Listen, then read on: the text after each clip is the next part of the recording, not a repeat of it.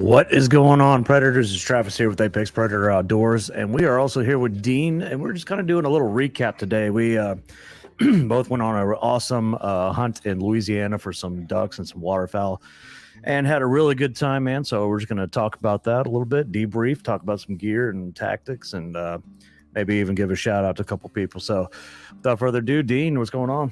Hey, buddy, how's it going? Oh, I'm just living the dream, my friend. Living the dream, man. And it's good to be back on, man.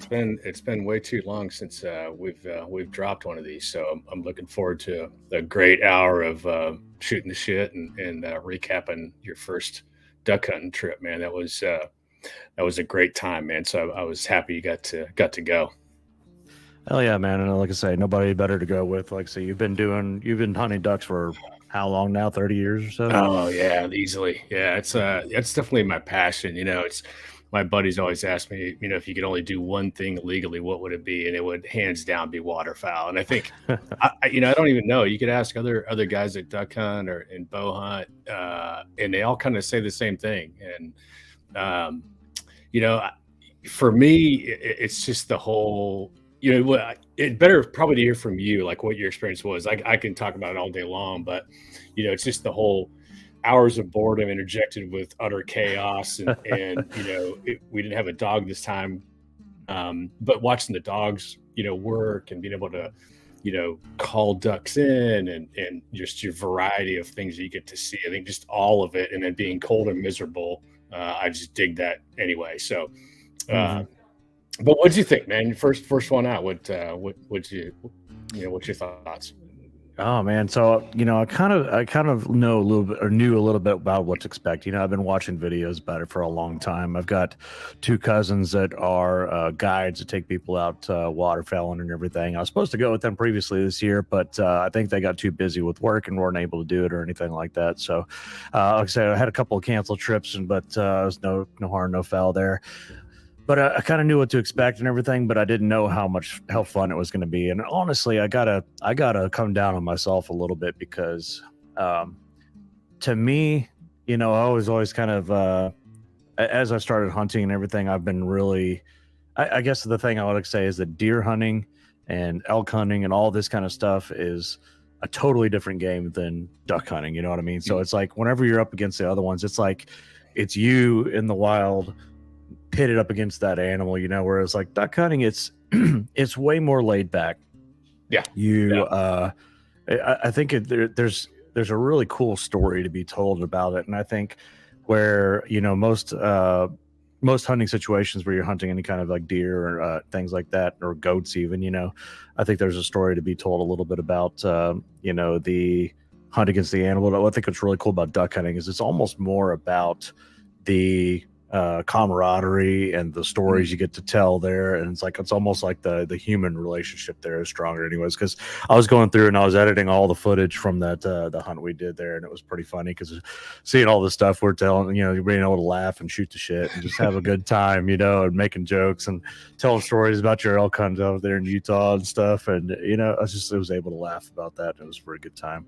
And so like I said, I think that's what's different about duck hunting. It's a totally different game, but I absolutely loved it. Like saying, it was a really good time. And like you said, man, like you just get ambushed by these things. They come in hot and they come in fast, and it's like I've got a picture of Dean where he's got a rebar in his mouth in the middle of it's like pulling a shotgun up to take a shot because you're in the middle of snack time, you say, and then you just look over your shoulder, and then boom, they're on top of you, and we got a lot of video of us just ducking down and hiding, like, oh shit. And it's amazing, still, like every time I go, it's amazing that you got six eyes, right? And everybody's looking, and you literally take your eyes off the sky for 1 second, and there's 20 ducks in front of you, and you have no idea where they come from, which is fascinating to me because deer hunting is kind of the same, right? You're constantly, glassing or sitting in your stand and you're looking out, nothing's there, and then all of a sudden, poof, deer's in front of you. They're right there. It's the craziest thing. Like nature itself is so fascinating in that regards. Yeah, it makes you be, 10 times as strong with your senses. It's like we don't have the sense of smell that these animals have. We don't have quite the sense of sight that some of them have. I think we have a little bit better sight than deer in a certain aspect. Hunting deer is a lot, or elk or anything. It's a lot like hunting a T-Rex, where it's like if you don't move, they're kind of like, okay, you don't exist, Right. unless Right. unless you're standing out in the open, with jeans and a flannel shirt on, like a FUD or something, them.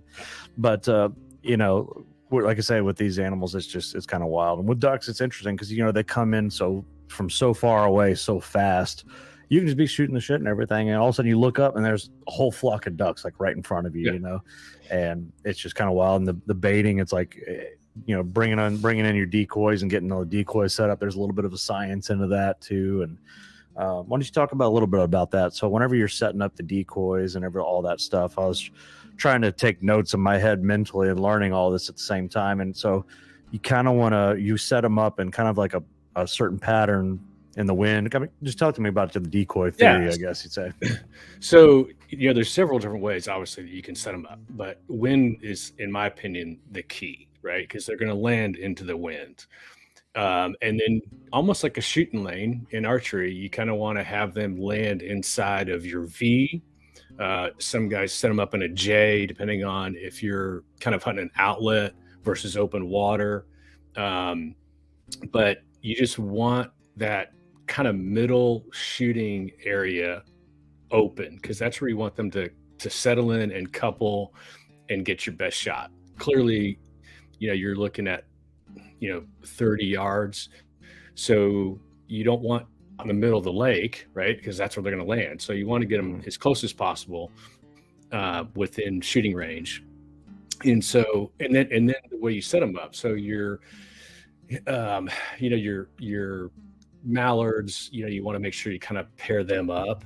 You just don't want to throw them out there completely randomly, because they're smart. They're like any other animal, right? They're going to look down and go, well, that mallard shouldn't be sitting by a pintail. That doesn't make sense, right? There's something wrong.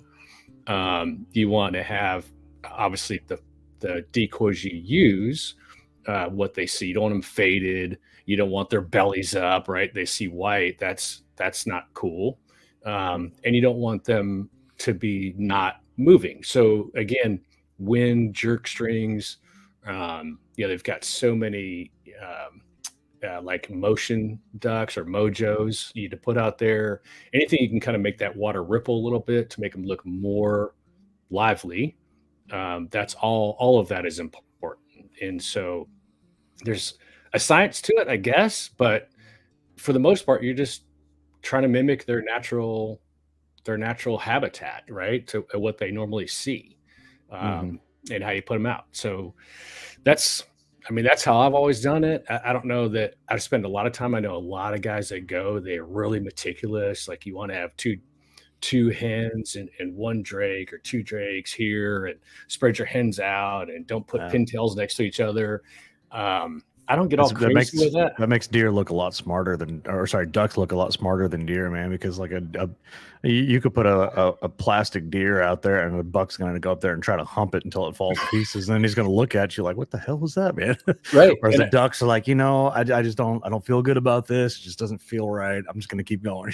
Well, and you saw that, right? I mean, when they come in with that one that we hammered that was a little bit further out, we let float, and all of a sudden it was upside down, and you saw those bluebills. They just zipped on by because they're like, dude, that's not supposed to be right, Suspicious. Yeah, exactly. It's suspicious, right? Or they flare really easy. They come in, which is not completely abnormal. Sometimes they'll kind of come in like they're going to land, and they kind of flare off. They'll circle around, and they'll come right back in. And you kind of saw a little bit about with that, and that's where the calling comes in, the correct call, not over calling. So again, there's kind of a science to it. And just being out there more like anything else, being out there watching them during the off season, figuring out, what they want to hear, how they're communicating. Are they feeding? Are they just calling? Are they like, hey, yo, we're over here. The food's great. That all plays in, which is, again, that fun factor, because it's, you're not calling it. I mean, you can a rattle bag or a grunt toot, whatever, but this, I think, is way more interactive, in my opinion. and to your point, you can kind of move around a little bit, and you can talk but just knowing when to get down to that blind and take cover and call, and then when to call that shot, getting up and getting out of there.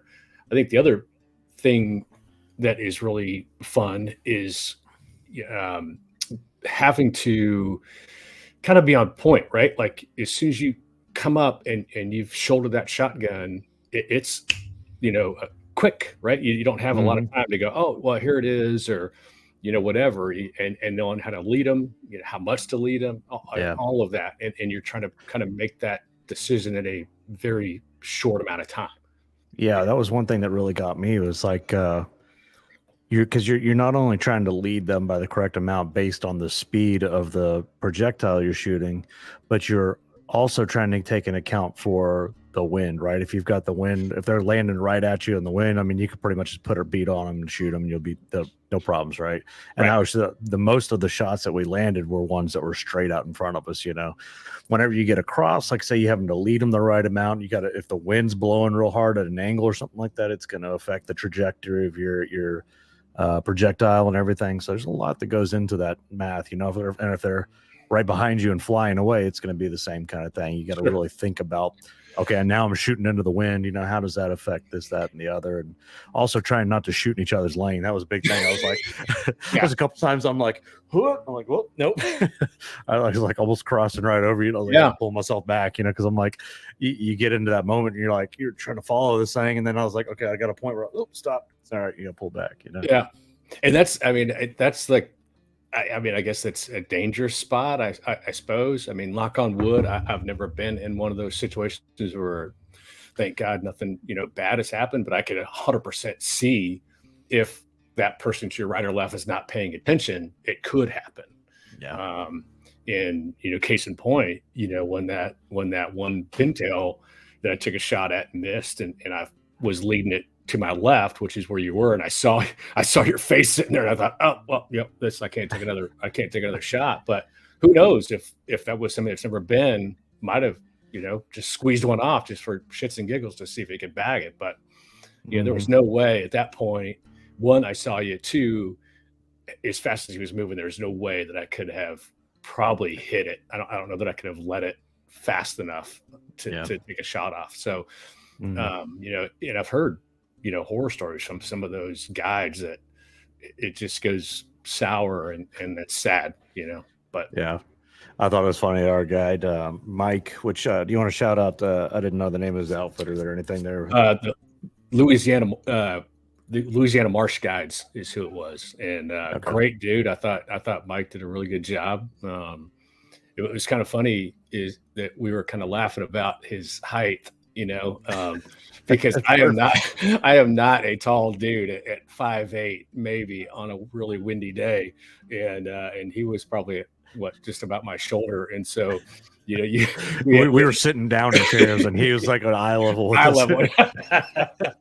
But it worked out perfectly, because whenever he's trying to pull the cover over us, and trying to call out of the other hand, that looked funny.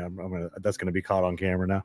But he's trying to blow his call with one hand and put the cover over. So he's like the perfect height to be in there. We're all hunched down like this, right. and he's just like right over the top of his head. It was perfect, man. Yeah. But that was if anybody has a chance to go to Louisiana, that guy was awesome, and even the lodging they had, I thought was great. Delarue, I think is how you pronounce it. Delacroix.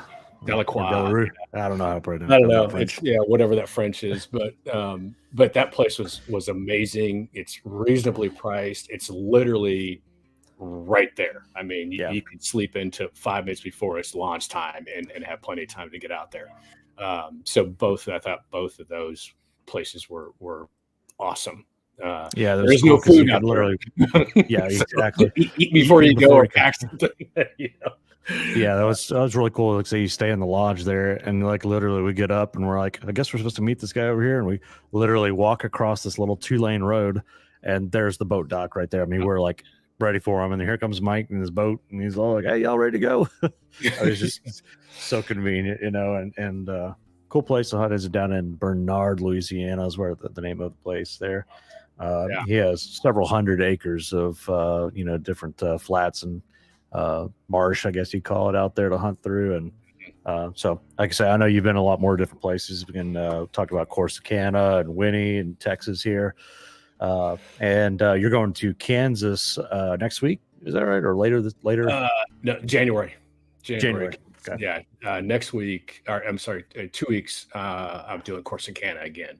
And that's anybody that is looking for a place, and I guess you'd call that central north Texas, I suppose. It's like, I don't know, South of Dallas. South of Dallas. Yeah. It's like, from where I'm at, it's about 2.5. So it's east of Waco for anybody that's looking. Right off of 45. Yeah. And it's another great outfitter as well. I've always had really good luck there, and they're dialed in. Ricky Charlton is the guy's name, and it's Lone Star Foul Boys is the outfitter, and good dude, great guides, and it's a DU wetland, and so you're gonna get ducks there for sure. I've never, again, been lucky, have never not went and limited out on whatever I was looking for. And so now I'm at a point where it's like trophy duck hunting. I'm gonna whatever comes across, but my goal was to get a couple pintails was out there, and got one. That's fine. But I still gotta get a couple canvasbacks and some sea ducks, but they all are great eating, so it's fun no matter what. But that's awesome. I thought it was kind of cool too. It's like, you'll see in the video whenever I release it here pretty soon. Just uploaded. I just got to do the checks and everything through YouTube, and then we'll be posting it pretty soon. But it was funny in the video because, like I say, like we just got enough light to see by. I'm kind of scanning over there just getting some B-roll footage for the video, and I'm looking out there with my camera. And I was like, well, that decoy is sure moving a whole lot, man. And I got a little closer look at it. I'm like, there's a duck there, and Mike's like, what? No, I don't see anything. And he just talked about these guys that have come out there and shot up, like lost like what, 12 or 15 decoys. Yeah. I know. He said he's going to start filling them with foam so they don't sink on them. Yeah. So I was laughing. I was like, shit, I don't want to shoot Mike's decoy. Okay, that's the last thing I want to do here. And so I was like, double check. I'm like, no, that thing definitely moved. I saw it shake its head. I was like, there's something there. And then Dean was checking it out, and he's like, sure enough, yeah, there's something. So I was like, I couldn't tell what it was, barely enough light outside. And so he's like, yeah, just shoot it. I was like, all right. So I waited till it got out from behind Mike's decoys there, blasted it. Sure enough, it was a little teal just laying there, man. Yeah. And again, it goes back. Nobody saw it come in. I mean, it was just, it's just poof, it's there. It's the craziest. Yeah, I saw a flap of a wing, and then I see a head shake. I'm like, holy crap, there's something right there. It's just, you're not paying attention. He winked and nod too. He was like, yeah, I'm here. Yeah. You can doing that. And again, going back to what I was telling you about, like the stories and everything that you talk about there. I was loving to hear some of Mike's stories about clients that he'd taken out, and some of the funny craps. Like one guy came out there with a pistol grip home security shotgun and he's trying to hunt ducks. Barrel pistol grip shotgun. It's like, hey, I guess you're there. You're in the outdoors. That's a good thing, But then it's the guy came back and he had a bruise on his eye, Mike says, and he's like, well, what happened, man? He goes, his wife got mad at him for killing baby ducks because he shot the teal. Yeah. Bring home baby ducks. I think he was the same one that wanted to come out with wasn't it an AR or something like that to shoot, or AK-47 muskrats or something too. He's like, he wants to shoot Nutria with AK-47. Landon, buddy, you're on the wrong game, man. But to your point, he's coming out, man. You know what? You got to start somewhere, and it is what it is. I guess so. You get a good guy like Mike to teach you the ropes, and like I say, I would have not known what the hell I was doing had I not had you there. And like I say, my uncle and my cousins just kind of bounced stuff off of. And because I was all looking at it, I was like, man, I need to go buy a 12 gauge shotgun and all this stuff, And I started talking to my uncle, and he goes, honestly, 80% of the guys that we take out and the only guns we use 20 and 28 gauge all the time. I'm like, really? He goes, that's all you need. He goes, unless you're going to be shooting like 45, yards with these things. He's like, there's no need for unless you've already got 12 gauge, which is great because you can throw, more rounds down lane a lot faster. It's like other than that, it's like don't send a boy to do a man's errand. So, but if you're just shooting within 35 yards or so, 28 gauge, you're good. And it's easier on your shoulder, right? I mean, Yeah. it's like you're doing upland bird hunting or pheasant hunting. There's no point. I think it's I mean, I have one only because I won it in a raffle, or I would have never, Nice. bought a Benelli. I'd use my 870. I've had it. This is my first shotgun, and dude, it's like the Glock, man. Like I've never cleaned it. I might have sprayed some lubricant in it once, but dude, it goes bang every time, and you can just beat the shit out of that thing, and it just keeps going. And so, but it's like anything else, right? Like, when we talk about archery and, you got to get like the biggest, baddest, new bow and best arrow. Well, they all sling an arrow, and, people are hammering deer, with 50-pound draws and, whatever. And so it's a matter of knowing their gun, knowing how to lead, and, it is what it is. It's what Elk Shape says. It's doing more of this. It's the same thing. If you shoot some skeet, know what loads you need, and it's all day long. Nice. Black Hills Outdoors commenter, he said he shoots 20 gauge. That's a shotgun. I don't know what semi is. Semi-auto, I guess. Yeah. Those are, and I think now that I have that Benelli and being older, I have to admit that is really nice on a shoulder for sure. But even knowing your chokes, I think another big thing, like anything else, again, anything you're gonna do, archery, rifle, doesn't matter, is knowing your ballistics and what is your gun like. My Remington, it will eat anything. Like it has no, it's like it has no preference. Where the Benelli has a preference, and so I think it's important, to go out and pattern your shotgun, and know which one it likes the best, what choke is going to work with it the best, and then stop tinkering. Just roll with that, and just know that it's going to do what you want it to do in your hands, and call it a day. And so I've kind of looked at some of those extenders, choke extenders and stuff like that. And I don't know. I mean, for me, I don't know that I'm ever gonna. Well, I'm never gonna sky blast anyway. But I don't know that it's going to give me too much of an advantage. Maybe a little bit if they're 50, 60 yards out, and you see a lot of guys that will use those extenders. And I do understand why they do it. I just don't know in my hands if it is that valuable, or it's going to give me that much more. Is it going to put an edge on there, something that couldn't else, or something else couldn't, so and maybe it does. Maybe I need to play with it and find the right one, and maybe it would.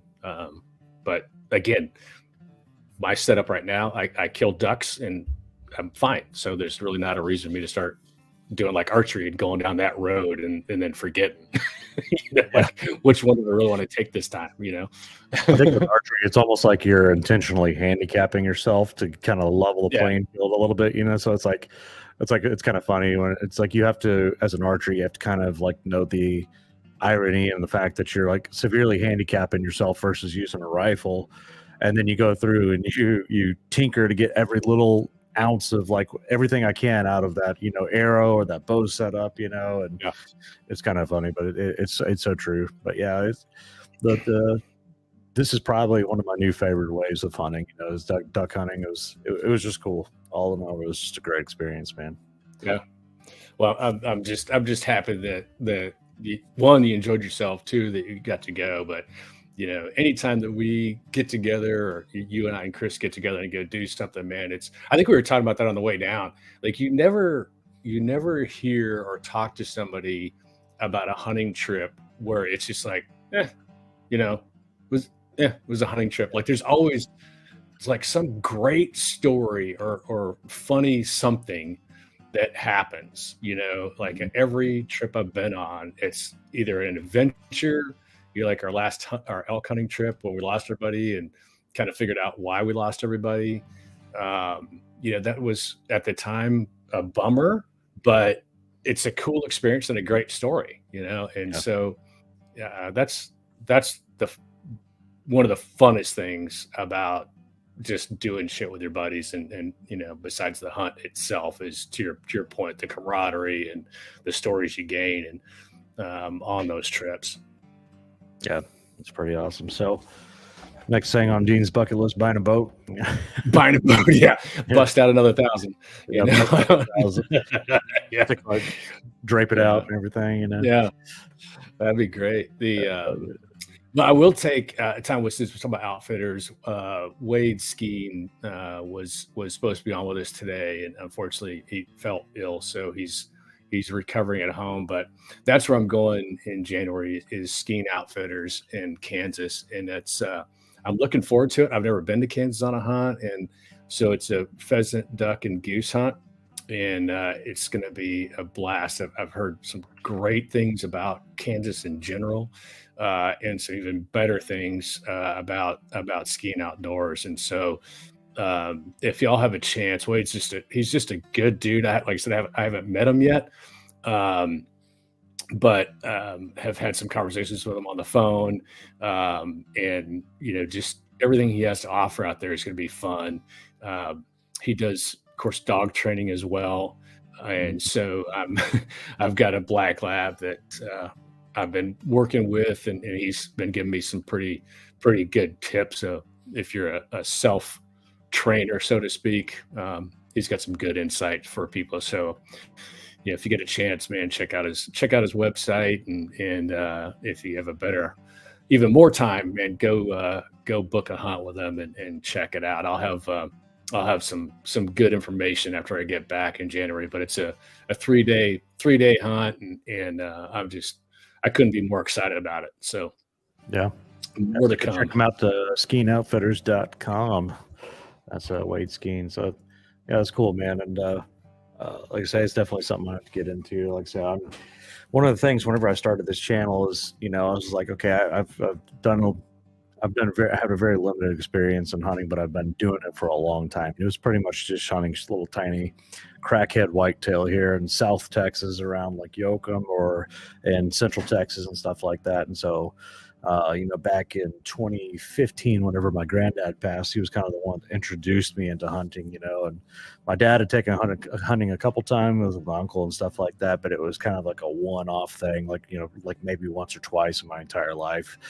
And then so I was like, all right, whenever my granddad passed, I was like, I found out that he was really into waterfowl hunting. He grew up in Arkansas, doing a bunch of waterfowl hunting out there. Actually made it, my whole family on that side made it into a book. Somebody wrote this huge book. It was like a Bible about waterfowl hunting and the East and Arkansas and Tennessee and all that stuff. And they're talking about them in there. But I was like, it's something I want to get into. And eventually, and I didn't want to just dive in head first by myself. So I was like, whenever you said, hey, let's go do it, I was like, oh yeah, all about it, man. Let's full steam ahead. That was cool.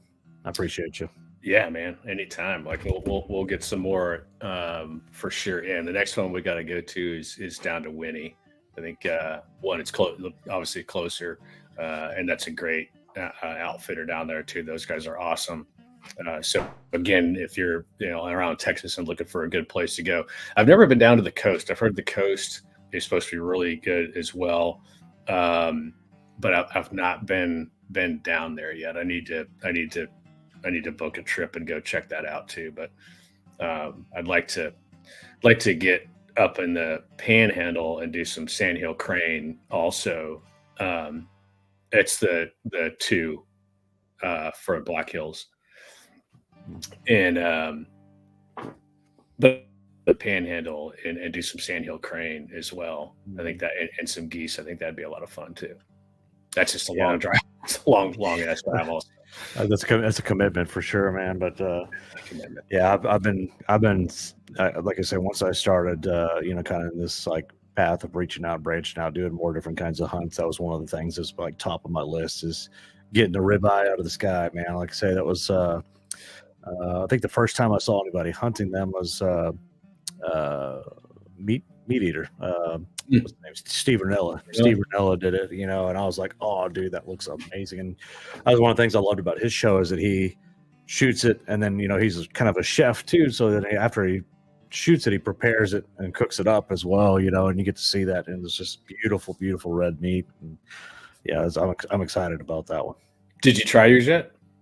Speaking of, yeah, no, not yet. So I breasted them all out, except for the teal. And the teal I left the skin on, and I just got a whole, I don't know what you say, like basically just plucked it out and gutted it out and everything, and left the rest on it. One problem I'm having with that, yeah, it looks like a little tiny Cornish hen, exactly. But like I say, the only problem I'm having with that is everybody's telling me, yeah, leave the skin on it. But like the skin is real loose on there, and I'm worried if I try to like breast it out and keep the skin on there, that's going to separate, and I don't know how to keep it on there. So I might just try to cook it whole and see how that goes. I'm not sure yet. But that's one thing. I need to look up recipes about it. Maybe go to the Meat Eater website for the recipes, because last thing I want to do after all that is screw it up. So, or you could try smoking it. Oh yeah, try smoking it, dude. I need to get a smoker for that. Oh, step one. Yeah, exactly. Yeah, keep it simple. Keep it simple. Yeah, I think a duck is good. I think fortunately enough, my wife is the one that prepares all that, and I think that usually when people say they don't like it, my first question to them is, did you overcook it? Because it's supposed to be kind of a medium rare-ish, and so I think that's probably the bigger part of it. Just like any red meat, it's like you got to cook all kind of red meat generally the same, right? More if it's in much more than medium rare, then it's pretty much overdone. I think a good steak is the same way. If you cook it any more than medium rare, yeah, you kind of ruined it, and like I said, I was telling my uncle about this. He actually called me last night. He saw some of the stuff I'd posted on Instagram, and he was laughing at me for missing my shots, and stuff. And but he was telling me, he's like, man, you got to keep it medium rare. He's like, it's just like a steak. You cook it too long, it's going to taste like rubber. And I was telling him the first time I ever had duck, it was in my granddad threw together a turducken, and he baked it. And so it's like, worst possible way to try out duck that exists. So yeah. Well, but you have to try it, I mean, you don't know, like I think there's some really good sauces, that are out there that you can use that helps a lot. Yeah, I've had duck one other time, and it was in Salt Lake City. I was out there for work, and at the Little America Hotel, there is a steakhouse. I can't remember the name of it, but I had the duck there. It was like $40 for this duck, but oh my God, it was like melted in your mouth, perfect. And I was like, that was where the light bulb clicked before anybody really told me, oh yeah, keep it medium rare. This thing was cooked to a point where it was just past the bleeding point. Right. But it was so tender and had such a great flavor. And like you said, I think it had a little bit of a reduction sauce or something like that it was cooked with, and it was just, it was perfect, man. Was it the White Horse? No, but now you got my. I'm gonna have to Google it. So if anybody is going to Utah, White Horse has got one of the best duck that I've had, and it looks like a dive bar, and it literally is it's downtown. I can't remember the street that it's on. Very close to State Street. If you're near State Street, and 600, you can walk it. But it's across the street from a hotel. That's why I was asking if that's what it was. But it's literally tavern and kitchen is what it says. You need reservations to get in. But that is, every waiter that walked by, I asked him what's the best thing on the menu, and they said the duck. You got to get the duck, and so that was it. Yeah. So let's see. What's the name of it here? Well, I guess they just call it Little America. It did have like a name on it. It was like something steakhouse, but I guess they just Little America Steakhouse. yeah, something like that. Shit, I don't know. I wouldn't know what I know, but yeah, this is the place here. And yeah, I remember at night had great ambience. It was like real dark and candlelit, and then romantic for myself to eat For dinner at. yourself. You know, Yeah. yeah, exactly. Did Hey, I romanced the shit out of myself. I had a beautiful beer, had a nice, perfectly cooked duck breast. It was fabulous. nice jacket on, white Oh shirt, yeah. pressed. Oh, Yeah. no, I was wearing scrubs. So Funny. yeah, scrubs, Funny. and a what do you call it? Like a just like a ski jacket. Yeah. Yeah. Good times. That's a great city. Salt Lake is a great city. Yeah, But there's not a lot of places that I would leave Texas for, but that might be one of them yeah, because you can. I mean, there's just when it comes to the outdoors, it's second to very few, except for maybe like Bozeman, Montana, which is where yeah, like all the companies have their headquarters, like Onyx, and you know a lot of yeah. these different other companies have their headquarters is up in Bozeman. Or northwest Idaho-ish area would be another spot too, I think. But yeah, yeah. But you're right. There is so much to do there, and the climate is great. So I agree. They also have some duck hunting out there near Salt Lake, and I think at one point I'd like to go out there and just see kind of what they have to offer too. I've never been out, never even talked to anybody that's been there, but I'd like to go try it out. I think the other place, if anybody has a inkling to get out and about and do some hunting, is in North Dakota. There's Rolling Plains Outfitters is another one that is unbelievably cool. Their story, the Dorn family, the history behind the outfitter in that service is just cool. I think they're on their 7th generation, and like their brothers and sister all have a part, in the outfitter, and they're just dialed in. Their guides are great. But they not only is the hunting great, I guess what I'm getting at is the whole experience is just cool. I mean, Yeah, the cabins are cool, the people are great, the food is unbelievable. You're not going to get a bad meal. Like every meal is just amazing, and so you kind of have an opportunity when you go, if you're not going to take anything home with you, which all I brought was a speckle belly and a pheasant home. The rest we just donated, or not donated, but they cooked it for you that night. So you that's went cool. out and hunted, and then you brought it back, and their chef prepared it for you, so you could kind of taste out their different recipes and how they prepared it was really cool. That's nice. Yeah, that's one of the things I wanted to do is that to learn how to cook and process and cook all this wild game that I've got, man, because it's like I said, having 4 kids, one of them which keeps kind of trying to come over here and talk to me something, but having 4 kids, it's like I don't get all to spend a whole lot of money on the hunting stuff, and so it's like whatever money I get to do that with is usually buying some piece of gear and then teaching myself how to use it. So it's like whenever it comes to like cleaning animals and processing stuff, it's like I'm figuring that shit out myself. I don't have money to just go drop it off to somebody. Oh yeah, here's $300 to process this 70-pound deer. Yeah. It's like, no, I'm going in there myself with a knife. I was like, well, even if I messed it up, I'll find out how to do this the right way. Well, there's so much content out there to figure it out too. Yeah. I mean, yeah. I think duck is easy. I mean, it is what it is. Yeah. It's super simple. I will tell you that I did a partridge hunt every year to Maine, up to Portage, Maine, and do partridge. And I'd never heard of a partridge outside of it being in a pear tree. And so I thought, man, this is gonna be kind of cool, just a new experience, and I loved it. And so, like I said, I go every year in October, but they're basically kind of like a quail, I guess, a bigger quail, and you hunt on these log roads, and it's also at the same time as opening archery moose season. And so you see, moose cruising around. I only ran into like a couple moose hunters when I was there, but the way you brush them out, I thought was fascinating.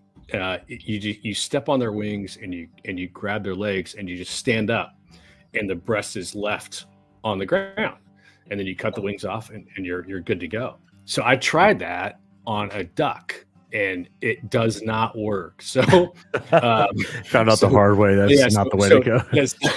So pro tip, like don't try to step on their wings and pull their legs, because you'll just peel them apart. It's the craziest thing. But anyway, processing duck is so simple, and you can do it the way you did it, where you pluck the feathers out and keep it kind of like a Cornish hen, or cut it open and just take the little, the breast out, and that's it. And so, it depends on kind of what you want to do, or how difficult you want to make it, I guess. Those are kind of the cool things to learn from other hunters too, is how these little processing tricks. Like one thing, growing up in rural Arkansas, one thing my grandfather did a lot was go squirrel hunting.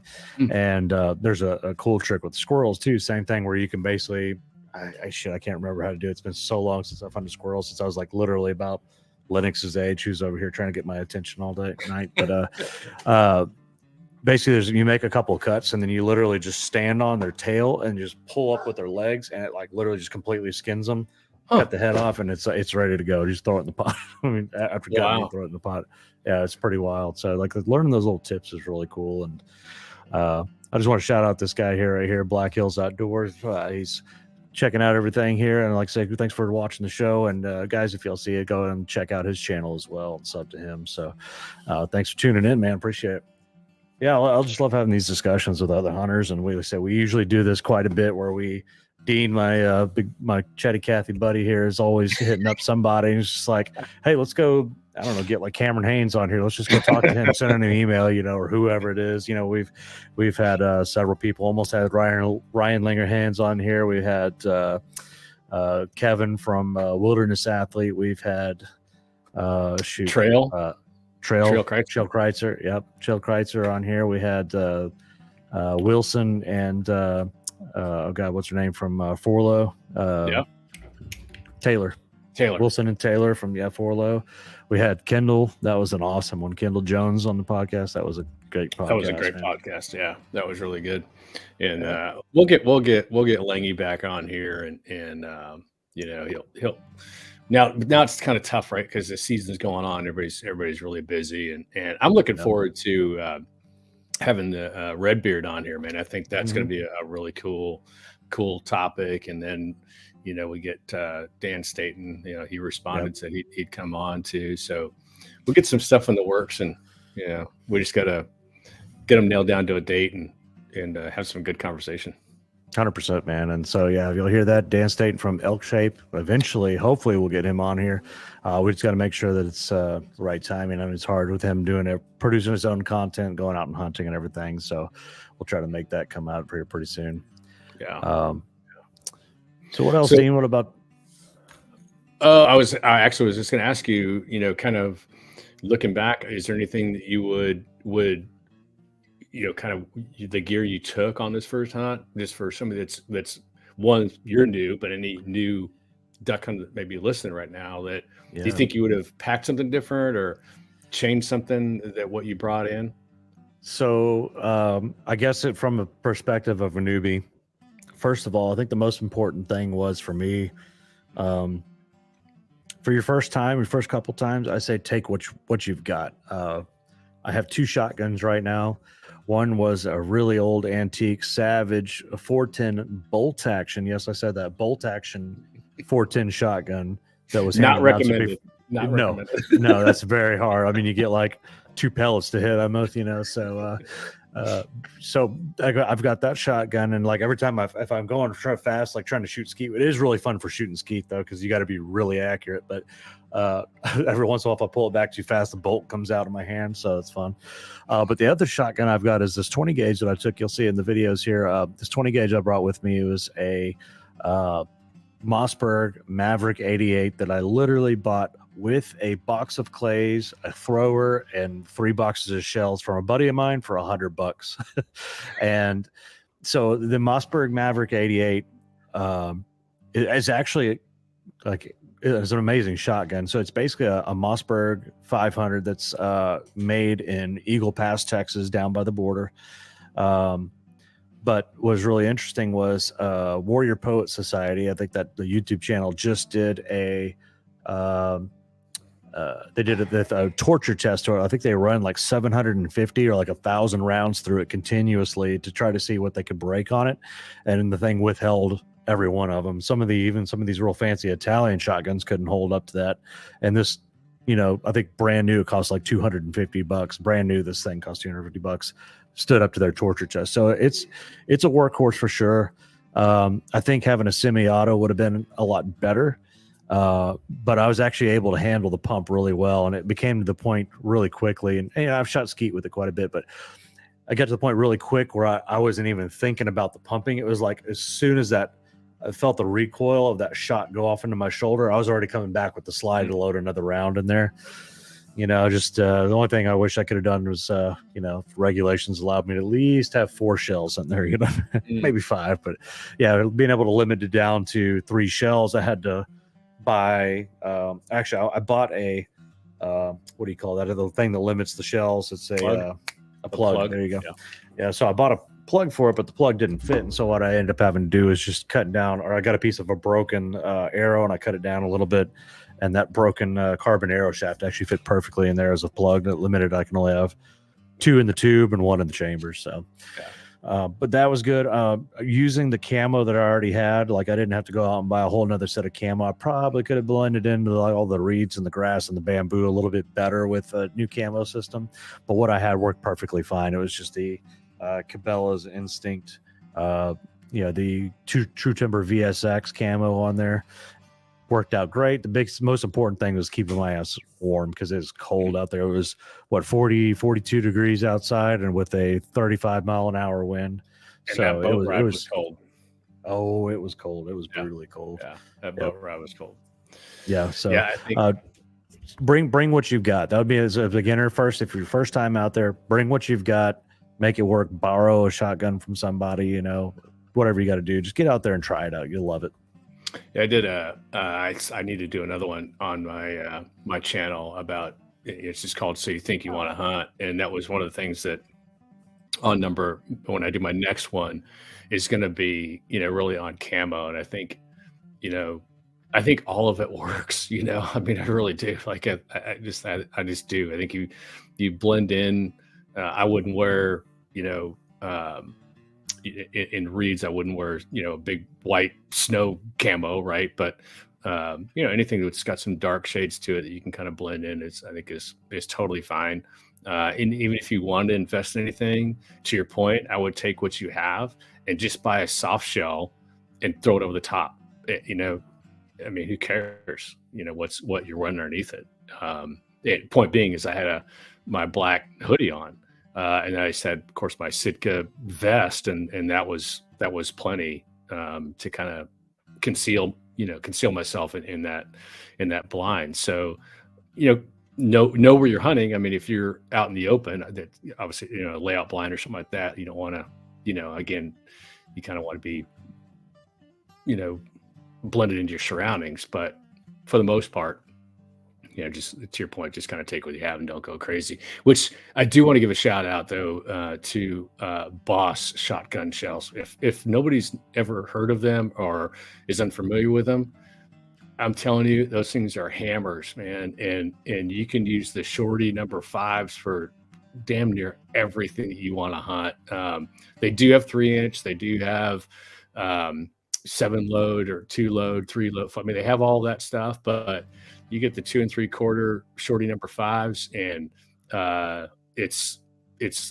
they're hammers. So go check them out. It's Boss shotgun shells. They're really good.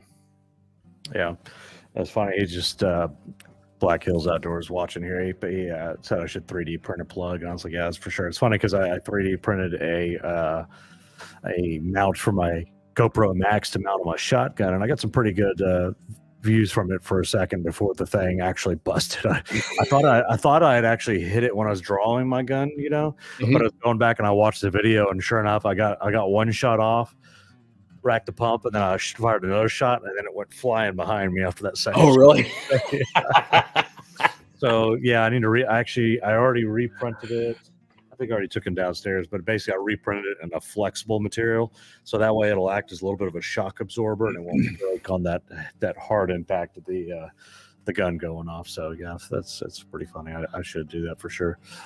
I think next time we go, I'm really thinking hard about that Insta360, and I think with your footage, and then if I take that, I think that will be some really cool content to mash together and get some badass footage.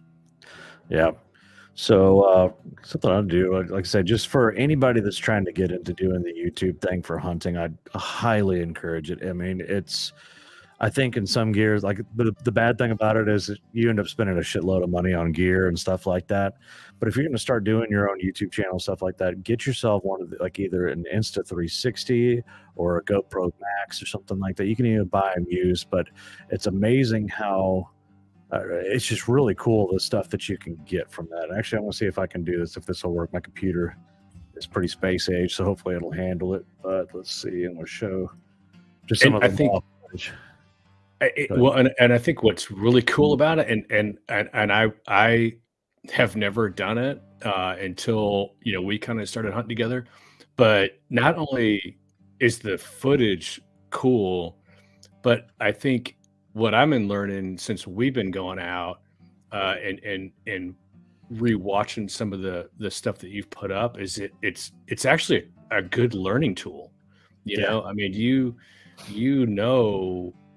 shit, I didn't lead it far enough, or like in duck hunting specifically, like I didn't lead it far enough, or I wasn't blended in, like maybe I should have been a little crouched down or whatever. I mean, I think it's being able to go back and look at even your decoy spread and maybe you can figure out why did they flare, and then archery, just being able to rewind that footage and seeing the impact on the deer or non-impact on the deer, like what went wrong. So much data, it's like you can go back, like you said, and look at just about everything here. And so I don't know if everybody can hear this. Can you hear that? No. And this, you can see this live. Like I can take this back and I can post roll edit this any way I want to. I can zoom in on something specific. And so I'm capturing everything all in one here. And it was really helpful for this because there's so much going on in these duck hunts that, like, I mean, I can sit there and watch what I'm doing here. And I can export the video again. I can see what you're doing here. I can watch Mike over there. I can literally go in and anywhere and look at all this stuff. And so this was really cool to be able to see it in this aspect, Mm-hmm. And is the editing software you have, is it fairly user friendly? Yeah, it is. So like just say just real quick, I'll just show you. So like I've got this, I can play it and pause it and all that. I can do spherical photos, which are really cool. If you can view those online, where you can kind of like pan with your phone or hold your phone up and look around and see everything. And then I can also do this right here, where I can basically edit it. So I've got all these little dots are there, like basically little frames on a timeline, where I said, okay, at this time I want you to be right here. And so I just, by moving the camera around, I can make this thing go anywhere I want it to. And then whenever you play it and you're watching that video back, see, now it cuts and it pans automatically to that location. And so this has been just like an amazing tool for doing all this video editing and getting all that going. That needs to be one of your videos you put up, as an editing video. Yeah, I think I want to do one about different gear and trying to how to fill your own hunts and stuff like that. And then I want to do another one about, specifically using this, because I think this is using a 360 camera for hunting is one of the most valuable things, because the biggest pain in the ass about filming your own hunts is trying to capture everything. So you see, most of the time that camera in the corner just stood there in the corner, and I just used it for B-roll footage because I couldn't keep up with that and a good shotgun and trying to get everything. But with this, I could record everything. And like I say, now you're looking up at the ducks here, and there's some gadwall flying up real high over us, and I could see all that in post and not have to worry about it. In person, I didn't even know where those ducks were. I didn't know. So if I go back, like you can see right back where they're like right overhead here. If I go back and look at me, I'm like looking over here. I'm like, where the hell are they? You're like over there. Yeah, you see it. You're looking over here above us here, and Mike's got his eye locked on him. He's like, Yeah. oh, there they are. They're locking up. They're locking up. Yeah. So, anyways, man, yeah, just a really cool tool. So I say, get that if you want to, guys. It's the Insta360 GoPro Max, some kind of 360 camera, because they're just invaluable for filming your own hunts. Yeah. Well, as I was researching the 360, they have one that's a Go. It's called a Go 2, I think, is what it is, and it looks freaking big. Yeah, but I don't think it's not a 360. It's just an action cam, but I mean, it's so small. You just, again, you put it on your head, or it's got a magnet you put on your chest, whatever. But it being so tiny, and then the case that you carry it in is also remote control and the charger all in one. So, I mean, that's really cool. But I think it gets like 2 hours, I think, max with, which is, plenty, I think. Yeah. And with the GoPro Max, I think I've been able to record for about 2.5 hours. It's got a pretty decent battery on it. Another thing that's really cool about it is, does 360 audio as well. And so it basically records everything in the 360 degree field, so you can get directional audio when you edit your clips too. So if I make the camera look over here at Mike that's standing to my right, the audio is going to kind of zoom into him and stuff like that. So it's super helpful, because that's the hardest part of doing this, is trying not to be distracted by my camera gear and still get the good shots, and this thing has just been an absolute lifesaver when it comes to that. So yeah, and that one clip you had that was up, that shorty, that the audio picks up a nice little F-bomb after a missed shot. But it was funny. Like, that's the funny stuff that like happens, right? It's like real, it's fun to rewind it and laugh at yourself for that kind of shit, Yeah, there was a lot of well-placed F-bombs. You know what? I did it real. I left it in there, man, just for you. It is. It's the best. And now I know that maybe rebars are my new go-to, which is a healthier, good luck snack than those coffee cakes. But yeah, I'm not giving up on the coffee cake. That's just too good to have a half of one of those in the morning. So the story behind that is that as soon as we pulled up his rebar, I was eating some kind of Kellogg's shit I picked up at the gas station. As soon as we pulled out the snack bars, the duck started flying in, right? Everybody's got their thing, but maybe it's the combination. We both have to have rebar next time we go. If we don't do anything, then we know it's that combination of the snacks. So here's a good shot. This is the point at which my original GoPro mount broke here. So again, I had it mounted to the end of the shotgun here. You can see it's like literally like right on the end of the tube there. And so I was coming in here, and you could see the GoPro go flying.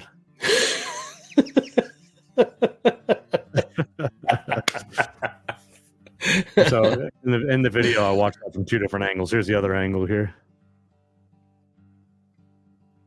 Boop, boop, boop.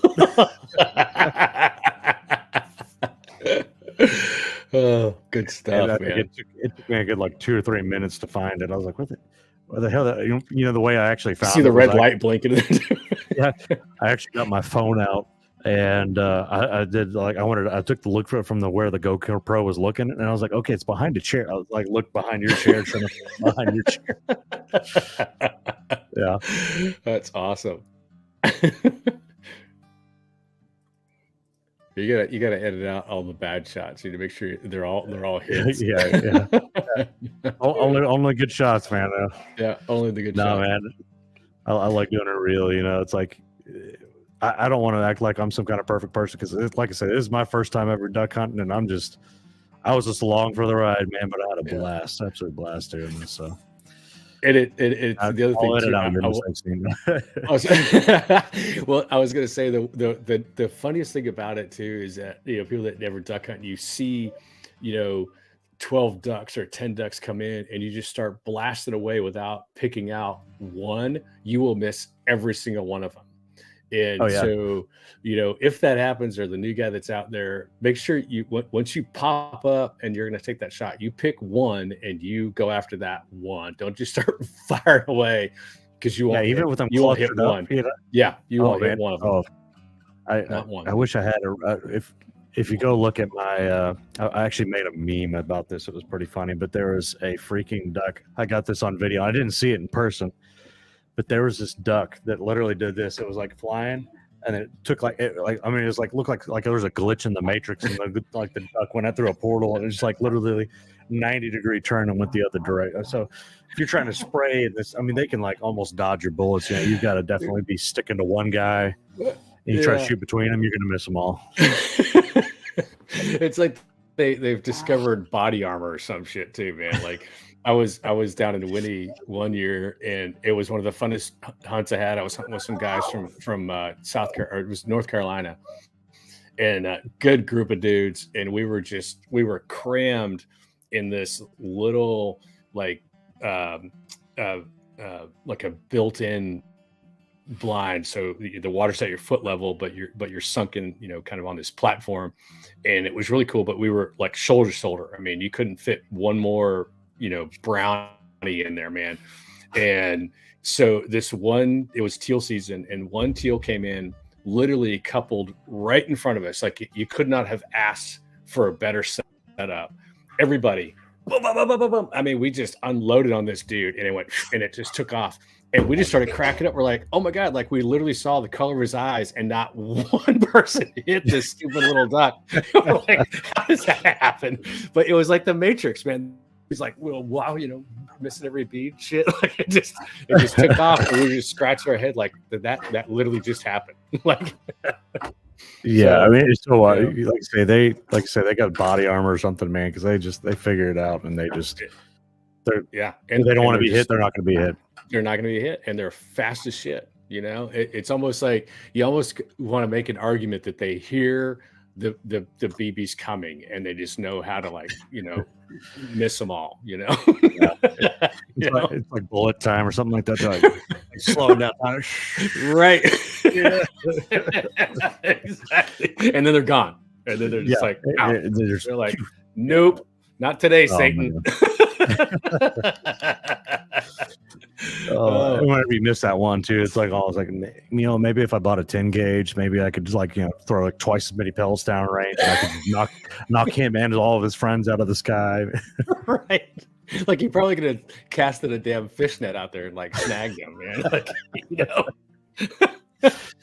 Oh, if only get one of those guns to shoot the nets out to capture. Right. Yeah. Oh my God. Oh Lord, buddy, good stuff, man. Anyway, yeah. So where are we going next, man? What's your next adventure? You got anything coming up for the holidays?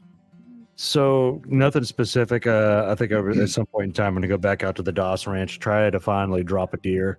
Every time I've gotten out there, it's been the worst time. It's either the October lull, and I literally see nothing out there, freezing my butt off in the 30 degrees, the wind and all that stuff to see. Not a single deer, or they're not in range, or I can't get them to stop because they're chasing does. And so I was like, eventually I'm going to put down at least one. Probably just going to get it done, go bring my 30-06 out there and go drop something 30-06. There's a Justin Hurst wildlife management area just like an hour southwest of me as well that does it's a great place for public land duck hunting as well. So I think that'd be something that's cool. Lennox says he wants to go with me. He wants to go duck hunting now that he got to see the ducks and the teal. He really liked the teal, and he wants to do it now. So let's do it right now. You want to say hi, Lennox? Hi, James. Hey, buddy, how are you? He said, "Hey, buddy, how are you?" Yeah, but man, like I said, that sounds like fun, man. Like say, if there's a spot open and I have time, I'm gonna find something to spend it outdoors, man. Find some time to spend outdoors. That's for sure. Yeah. Get outside, folks. Get outside, man, and just enjoy. Like Nate says, all of God's creations. Check it out. You won't be disappointed for sure. 100%, 100%. All right, Dean. Well, thanks for joining us, Predators. Thanks for liking the video, subscribe to the channel, and go check out Dean's channel as well, Lung Crush at Lung Crusher 53. And he's going to be coming out with some more product reviews and stuff like that, and get some more hunting videos out there once he gets that camera he can mount on his head. So, yeah, some action shots. Yeah. All right, Predators, thanks for joining in, and go subscribe to the channel, share it with your friends, and as always, keep defying the odds. Cheers. See you guys.